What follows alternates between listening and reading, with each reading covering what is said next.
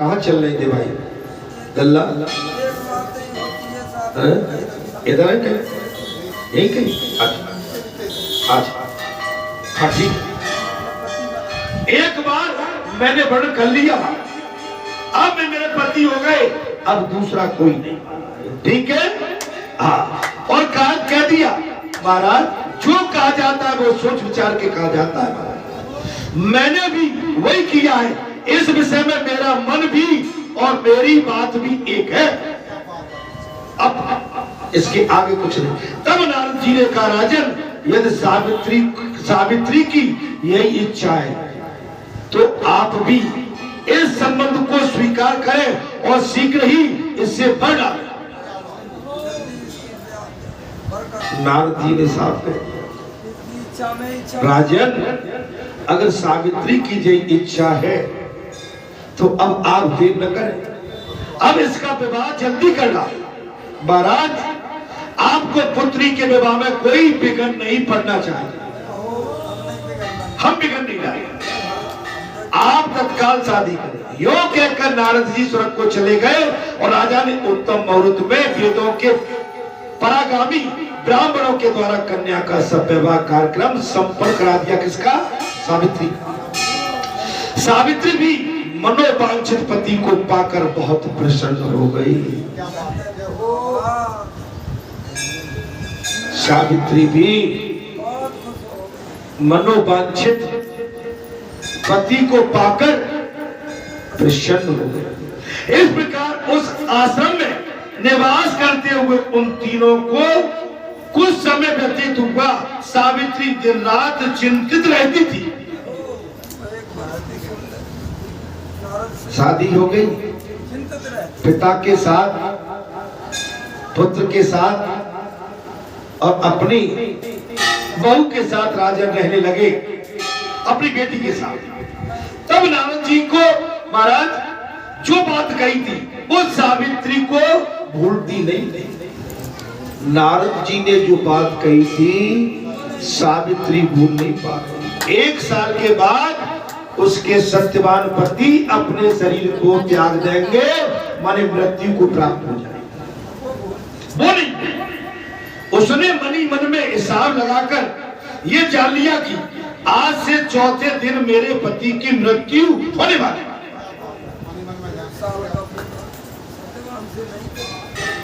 सत्यवान से नहीं कही।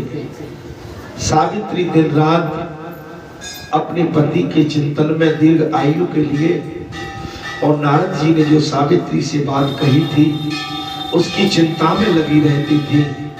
और सावित्री ने ये जान लिया कि आज से चौथे दिन मेरे पति की मृत्यु होने वाली। तत्पश्चात उसने रात्रि व्रत प्रारंभ कर दिया। 4 दिन पहले से व्रत प्रारंभ कर दिया। उसे पूर्ण करके सावित्री ने स्नान किया। व्रत पूर्ण करके स्नान किया और देवता पितरों का तर्पण करके उसने सास ससुर के चरणों में प्रणाम किया। देवताओं की पूजा की, अपने पुरखों की पूजा की, सास ससुर के चरणों में प्रणाम किया सावित्री ने। तदंतर सत्यवान हाथ में फरसा लेकर वन को चले गए।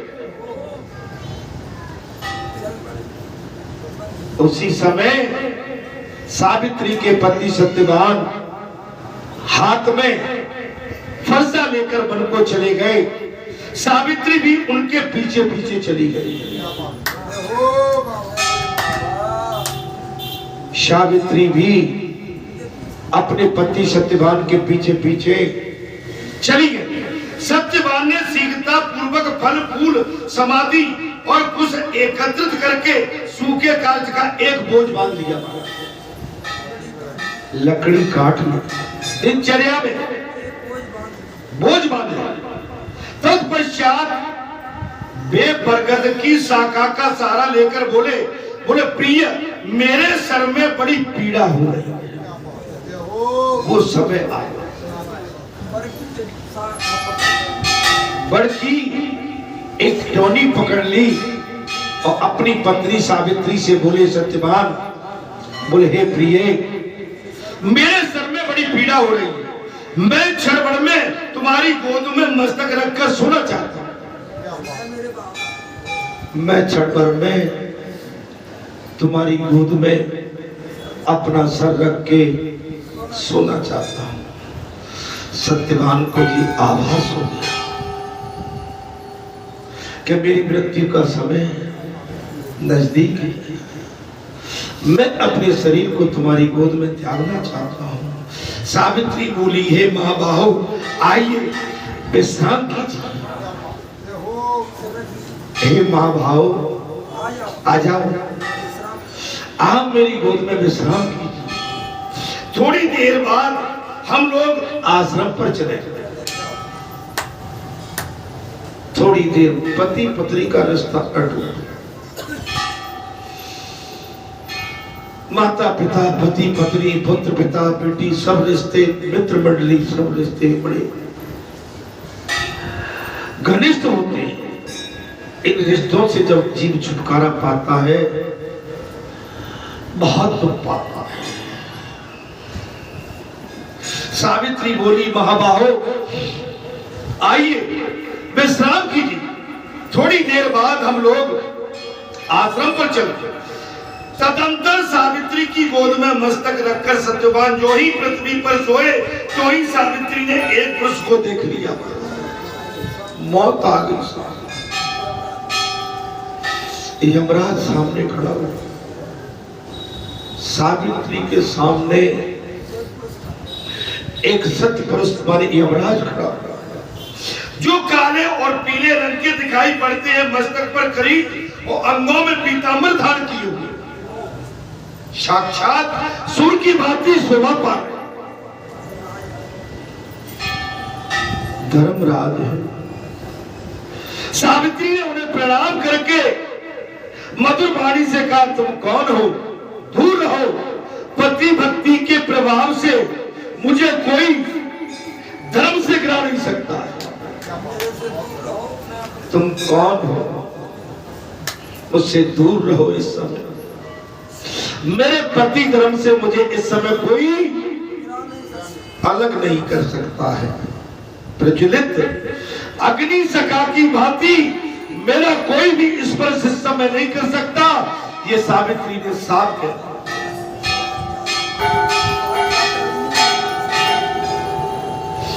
पतिव्रता अपने पति के लिए पतिव्रता नारी साफ कह दिया, इस समय मैं अग्नि के समान हूं, तुम मुझे स्पर्श नहीं कर सकते। यम ने कहा, यमदूत ने कहा, पतिव्रते मैं सबका महाराज संयमन करने वाला यम, मैं सबका संयमन करने वाला यम। तुम्हारे पति की आयु क्षीण हो गई, मेरे दूत तुम्हारे महाराज, मेरे दूत तुम्हारे समीप आकर इन्हें ले जाने में असमर्थ है, इसलिए मैं स्वयं आया।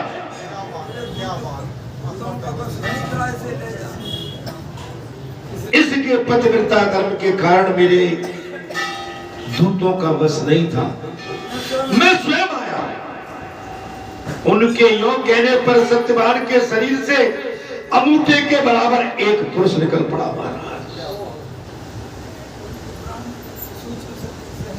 उनका ऐसे ही कहने पर सावित्री के पति सत्यवान के शरीर से अंगूठे के समान एक पुरुष निकल पड़ा, जो पास में बना हुआ था। सावित्री ने उसे देखा और स्वयं यमराज के पीछे पीछे चलना प्रारंभ कर दिया।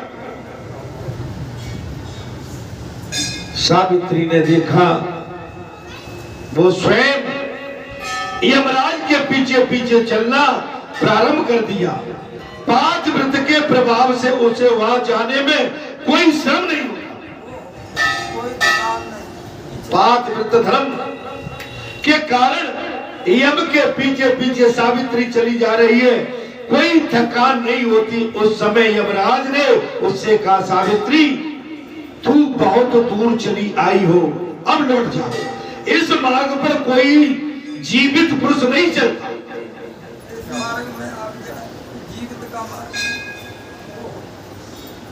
कथा में समझ में आ रही है? सावित्री, इस समय तुम लौट जाओ, हम बहुत दूर निकल चुके हैं, इस मार्ग में कोई जीवित पुरुष नहीं चल सकता है। सावित्री बोली, भगवान मुझे चलने में न तो परिश्रम होता है, न मुझे गिलानी है। एकमात्र पति को छोड़कर स्त्री के लिए दूसरा कोई अवलंब होता ही नहीं। हे भगवान, एक स्त्री के लिए पति के अलावा कोई दूसरा सुख देने वाला संसार में है नहीं। माता, उस कथा से आप समझ लीजिए, आप अपने पतियों की इतनी सेवा करो कि आप सक्षम रहे कि जब भी शरीर छोड़े तब आप सुहागिनी जाए, आपके सामने से आपका पति कभी न जाए, आप सदा सुहागिनी बनी रहो। ये सावित्री ने साबित कर दिया बात। सावित्री बोली, भगवान मुझे चलने में न तो थकान हो रही है न गिलानी है। एकमात्र पति को छोड़कर स्त्री के लिए दूसरा कोई अवलंब नहीं है, कोई मार्ग नहीं है, कोई कारण नहीं। इस प्रकार और भी बहुत सी धर्मयुक्त मधुर बातें सुनकर सूर्य नंदन यम सावित्री पर बहुत प्रसन्न हो गए।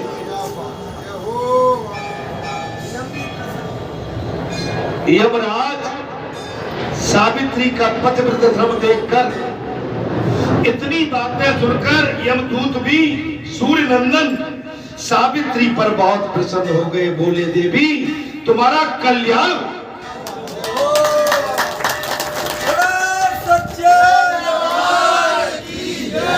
तुम्हारा कल्याण, तुम कोई वर मांगो, तुम्हारा कल्याण, तुम कोई वर मांगो। तब सावित्री ने विनती करके होकर मारे 5 वरदान मांगे। मेरे महात्मा ससुर को नेत्र प्राप्त हो जाए, मेरे महात्मा ससुर को नेत्र प्राप्त हो जाए, उनका खोया हुआ राज भी उन्हें मिल जाए, मेरे पति जीवित हो जाए, निरंतर उनके धर्म की वृद्धि हो तथा मेरे पुत्रहीन पिता को पुत्र की प्राप्ति हो जाए।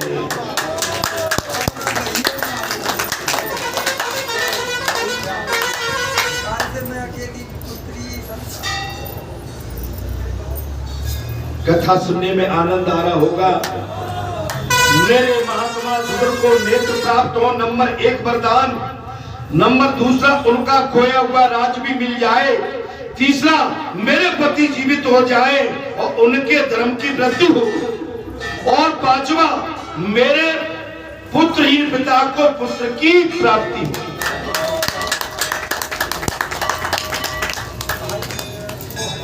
आपकी समझ में आ रही है?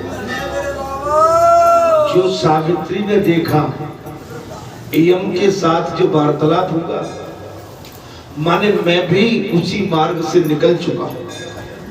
मैंने कई बार आपको मैंने निजी कथा सुनाई है, मेरे सामने भी यही दृश्य था। सावित्री जिस समय अपने पति का सुहाग मांग रही है, उस समय मैं मृत्यु की शैया पर पड़ा हुआ, मैं पत्नी के सुहाग की कामना कर रहा था। उस आप समझ लेना, मैंने मृत्यु को मैंने भी बहुत नजदीक से देखा है, बहुत नजदीक से। मृत्यु क्या होती है? आदमी फड़फड़ाता है। मैंने देखा है, जब वो मेरे प्राण निकलने वाले थे, ये शख्स बैठा है, मेरे अंगूठे इन्हें दबा के रख के मैं अपनी दादी की गोद में था। उस दादी माँ की गोद में था। आप समझ, मेरे प्राण निकल रहे थे, मैं तड़पड़ा रहा था, जैसे बगैर जल के मछली तड़पती। ले गई, हो गई कृपा, हीरा भूमिया और मेरे बालाजी की कि आज मैं आपके सामने बैठा हूं। अगर आपकी भक्ति, शक्ति, धर्म, कर्म, नेम, नियम, साधना, तप, यज्ञ, हवन अगर पक्का है तो आपको संसार में कोई टिकाने वाला माइकल लाल जमना। शरीर तो सबको छोड़ना है लेकिन समय पे छोड़े। कल ही रात्रि में मैं क्या सोच रहा था, कुछ बेचैनी थी मुझे। बेचैनी कोई वैसी नहीं थी बीमारी, बेचैनी। मैं सोच रहा था कि कहीं समय नजदीक तो नहीं आ गया। बेचैनी बेचैनी है, ऐसा लगता है जब बेचैनी होती है ना तो लगता है कि समय बहुत जाने का समय नजदीक तो नहीं है। अरे भाई नजदीक भी हो तो अब कोई किसी तरह की शिकायत नहीं। जो होना था हो चुका, जो देखना था देख लिया और जो करना था वो कर लिया। अब कोई शिकायत भगवान से न पहले थी न आज है और न कभी रहेगा। शिकायत प्रभु से नहीं रह सकती। जब भगवान ने इतना बड़ा चमत्कार कि एक मुर्दे के अंदर अपना श्वास डाल दी, इससे बड़ा चमत्कार क्या हो सकता है? वही इस समय सावित्री के साथ हो रहा है। अगर आप सत्यवादी है, धर्मपरायण है, सत्य के पथ पर चलना जानते हैं, वाणी का निर्वाह करना जानते हैं, परोपकार करना जानते हैं और त्याग वैराग करना जानते हैं, तो आपका मार्ग इतना सुंदर और सुगम सरल है कि आपको अगर शरीर भी छोड़ना पड़ेगा तो पीड़ा नहीं।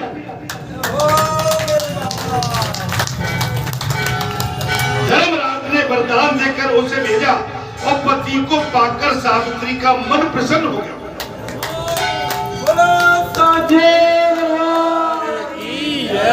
धर्मराज ने 5 वरदान दे दिए और पति को भी छोड़ दिया। महाराज 5 वरदान कहाँ चल रहा था भाई राकेश जी? देखिए चलिए संतान प्राप्ति स्वयं अर्थात जी वरदान देकर उसे भेजा। पति को पाकर सावित्री का मन प्रसन्न हो गया। अब स्वच्छ चित्त होकर पति के साथ आश्रम पर गई और ज्येष्ठ की पूर्णिमा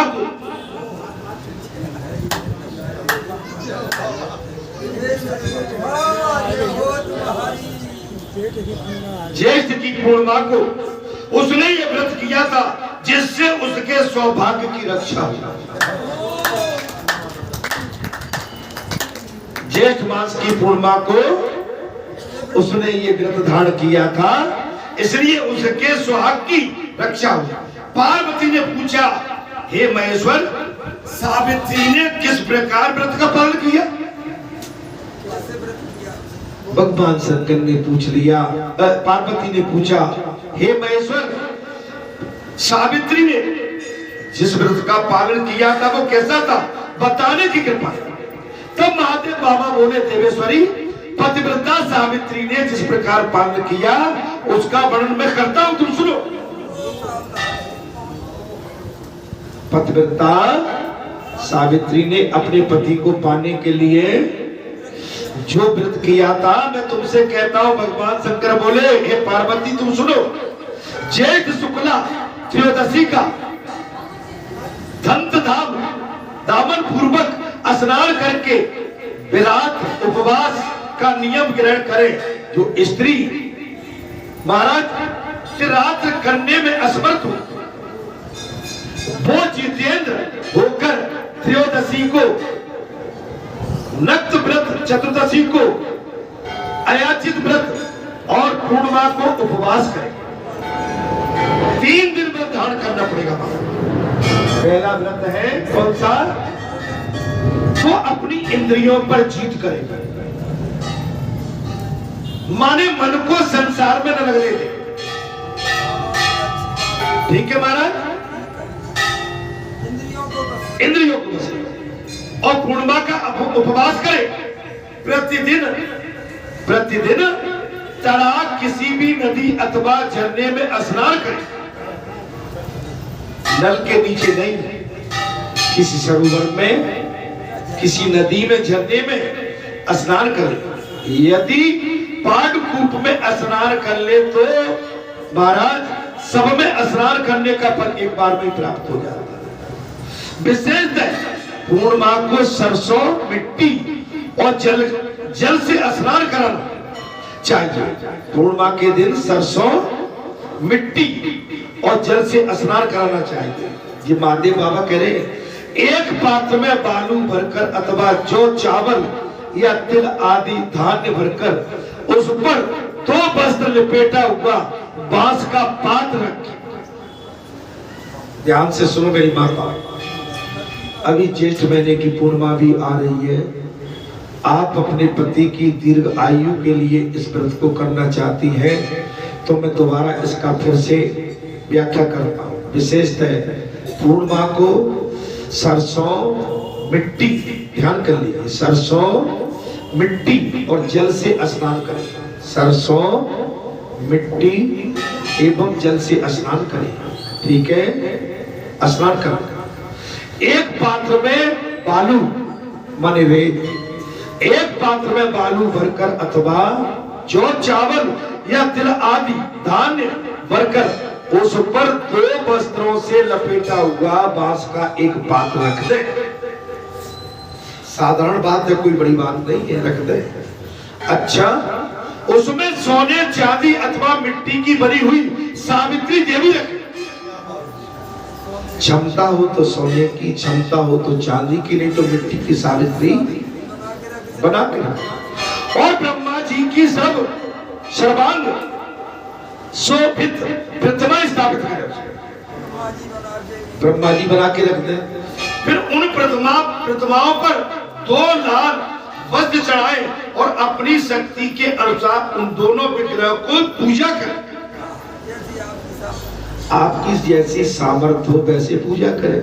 चंदन, सुगंधित पुष्प, धूप, दीप, नैवेद्य, तरोई या लठजीरा के फूलों से, कुम्हार और ककड़ी के फलों से, नारियल, छुआरा, कैथ, अनार, जामुन, नींबू, नारंगी, कंकोल, कटहल, जीरक, खाड़, गुड़, लमड़ और चरबट तथा शब्द धान्य आदि वस्तु बांस के पात्र में निवेदन करके कर्जसूत को सुंदर केसर एवं कुमकुम से रंगे।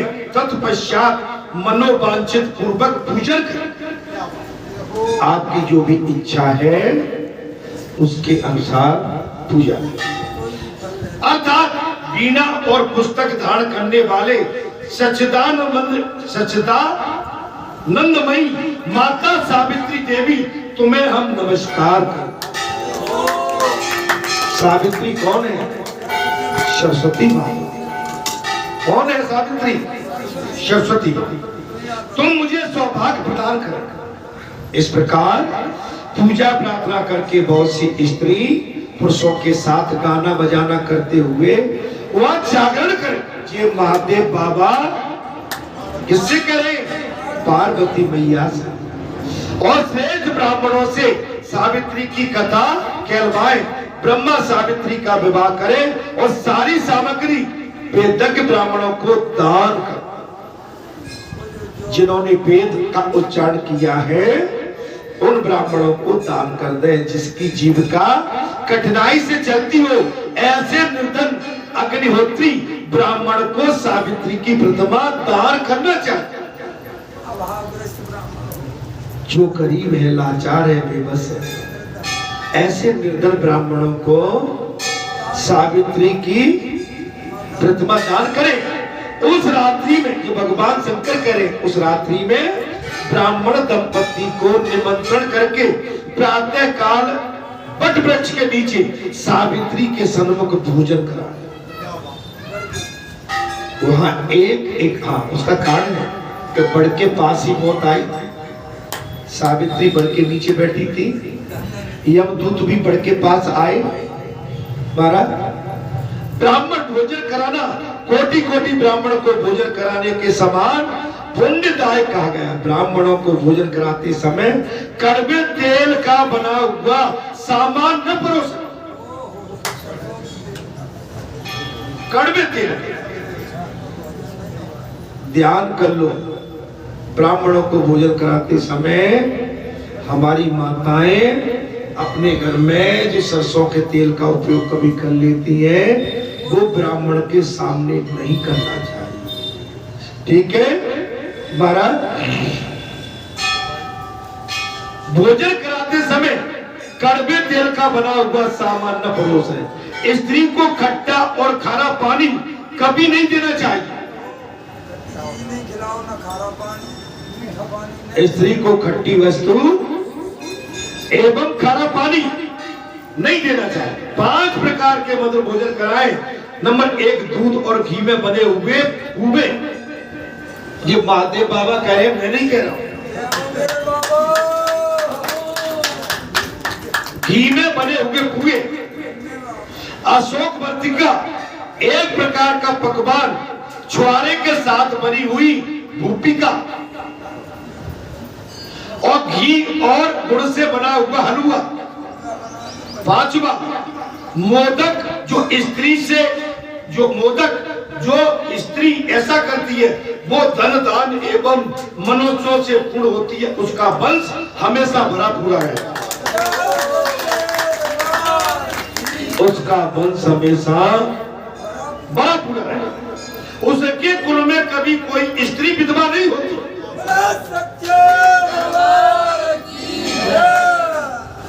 उसके कुल में कभी कोई स्त्री विधवा नहीं होती। अथवा यदि तीर्थ में भोजन की सुविधा न हो तो महाराज घर लौटने पर भोजन कराएं।